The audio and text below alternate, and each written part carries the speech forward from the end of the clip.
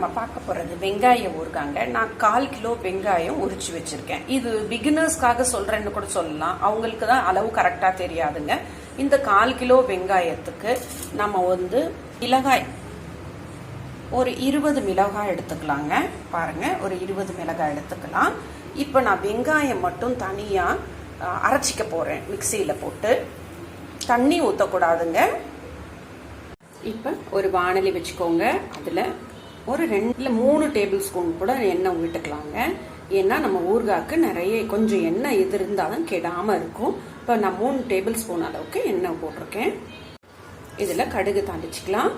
அப்புறம் பெருங்காயம் ஒரு 2 ஸ்பூன் அளவுக்கு இருக்கலாங்க. அப்பதான் ஊறுகாய் வாசனையாகவும் இருக்கும், உடம்புக்கும் நல்லது. பெருங்காயத்துக்கு அப்புறம் நம்ம கறிவேப்பிலை கொஞ்சம் போட்டுக்கலாம். இப்போ அடுத்தது நம்ம அரைச்சி வச்சிருக்க வெங்காயத்தை நல்லா வதக்கிக்கலாம். இந்த வெங்காயம் நல்லா பச்சை வாசனை போற வரைக்கும் வதக்கிக்கலாங்க. வெங்காயம் வதங்கிறதுக்குள்ள நம்ம வச்சிருக்கோம் இல்லைங்களா மிளகாய், அது நல்லா அரைச்சிக்கலாங்க. இப்போ பார்த்தீங்கன்னா நான் மிளகாய் அரைச்சிருக்கேன். இது இவ்வளவுதான் அரையும். இந்த ஸ்டேஜ்ல நம்ம கல்லுப்பு இதுக்கு தேவையான அளவு, இதுக்கு எவ்வளவு தேவைன்னு நான் பிகினர்ஸ்க்காக சொல்றேங்க. ஒரு கைப்பிடி அளவு, நம்ம 1/4 கிலோவுக்கு ஒரு கைப்பிடி அளவு கல்லுப்பு போடலாம். இப்ப பாருங்க, நான் இந்த அளவு உப்பு இதுல போட்டு திருப்பியும் நைஸா அரைச்சிக்கலாம். கொஞ்சமா வேணும்னா தண்ணி ஊத்திக்கலாம் அரைகிறதுக்கு.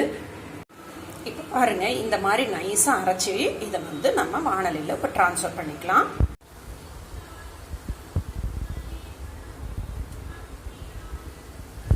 மிளகா ஃபுல்லும் டிரான்ஸ்ஃபர் பண்ணிட்டேன் அரைச்சது. இதுவும் பச்சை வாசனை போற வரைக்கும் நம்ம மீடியம் ஃப்ளேம்ல வச்சுட்டு நல்லா சார்ட் அவுட் பண்ணுங்க. இப்ப பாத்தீங்கன்னா இந்த ஊறுகாய்க்கு புளி அளவு நான் இன்னும் சொல்லல. ஒரு கொய்யாக்காய் எடுத்துக்கல, பெரிய கொய்யாக்காய் அளவு. இந்த 1/4 கிலோ வெங்காயத்துக்கு ஒரு பெரிய கொய்யாக்காய் அளவு நல்லா கெட்டியா பிடிச்சு வச்ச மாதிரி வச்சு அதை தண்ணியில ஊற போட்டு அதோட ஜூஸ் ஃபுல்லா பிழிஞ்சு எடுத்துக்கலாம். இப்ப பாத்தீங்கன்னா பச்சை வாசனை போற வரைக்கும் நம்ம வெங்காயம் மிளகாயும் வறுத்தாச்சுங்க, வதக்கியாச்சு. இந்த ஸ்டேஜ்ல நம்ம புளி கரைசல் கரைச்சி வச்சிருக்கோம் இல்லைங்களா, அதை நம்ம டிரான்ஸ்ஃபர் பண்ணிக்கலாம். நல்லா சிம்மிலேயே வச்சுட்டு மூடி போட்டுட்டு, இல்லாட்டினா செதுருங்க, நல்லா மூடி போட்டுட்டு கொஞ்ச நேரத்துக்கு நல்லா வேகட்டும். ஃபுல் பச்சை வாசனை போகணும்.